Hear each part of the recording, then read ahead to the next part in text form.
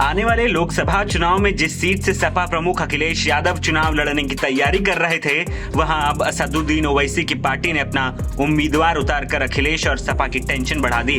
बसपा के गुड्डू जमाली को अपने पाले में लाकर अखिलेश ने जो दांव चला था, उस पर ओवैसी ने अपना पलटवार कर कुछ हद तक सपा की टेंशन जरूर बढ़ा दी है। दरअसल ऑल इंडिया मजलिस इत्तेहादुल मुस्लिमीन के प्रदेश अध्यक्ष ने यूपी की आजमगढ़ सीट से चुनाव लड़ने का ऐलान किया है। इस बात की जानकारी AIMIM पार्टी के जिला अध्यक्ष नदीम आरिफ ने दी। इससे पहले गुरुवार को ओवैसी की पार्टी ने लोकसभा चुनाव में अखिलेश यादव से समझौते की इच्छा जताते हुए 5 सीटों की डिमांड की थी। अखिलेश यादव को यह धमकी भी दी गई थी कि अगर उन्होंने AIMIM से समझौता करके उन्हें 5 सीट नहीं दी तो असदुद्दीन ओवैसी यूपी में न सिर्फ खुद किसी सीट से चुनाव लड़ेंगे, बल्कि मुस्लिम बाहुल्य 25 दूसरी सीटों पर अपने उम्मीदवार भी उतारेंगे। ऐसे में मुस्लिम वोटों का बंटवारा होने की पूरी जिम्मेदारी अखिलेश यादव की होगी। अखिलेश वो MIM आके लड़ रही है यहाँ पर, आजमगढ़ भी लड़ेगी। कोई बात नहीं, MIM से पहली बार लड़ रही है, MIM पहले भी लड़ी है, लेकिन जो मतदाता है, देखिए इस बार मतदाता किसान के सवाल पर, महंगाई के सवाल पर, रोजगार के सवाल पर उसी में मतदान करने जाता है। मतदाता ने मन बना लिया कि बीजेपी ने धोखा दिया। सोचिए 15 लाख करोड़ उद्योगपतियों का माफ हो गया और उन्हीं उद्योगपति को लोन दे दिया। किसान का कर्ज माफी नहीं हुआ, तो किसान तो कर्ज माफ कराना चाहता है, तो उसका काम समाजवादी लोग करेंगे।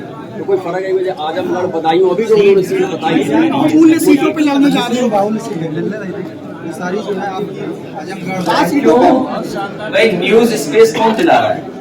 बीजेपी न्यूज स्पेस दिला रही है। भाई जो बीजेपी को सूट करेगा वो न्यूज स्पेस वो पाएगा।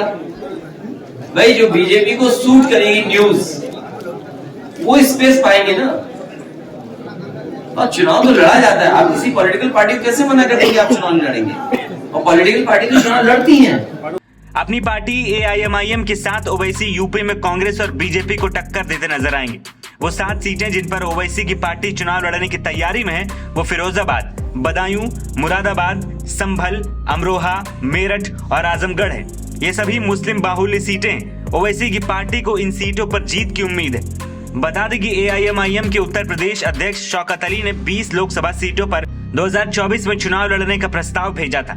ओवैसी ने बीते दिनों इस बात के संकेत भी दिए थे। इंडिया गठबंधन के द्वारा जिस तरह लगातार AIMIM के साथ सौतेला व्यवहार किया जा रहा है और हमारे राष्ट्रीय अध्यक्ष जनाब असद ओवैसी साहब से जो नफरत की पराकाष्ठा इंडिया गठबंधन के द्वारा क्रॉस की जा रही है, हम अपने राष्ट्रीय अध्यक्ष से लगातार विचार विमर्श कर रहे हैं। हमारी 3 राउंड की वार्ता हो चुकी है।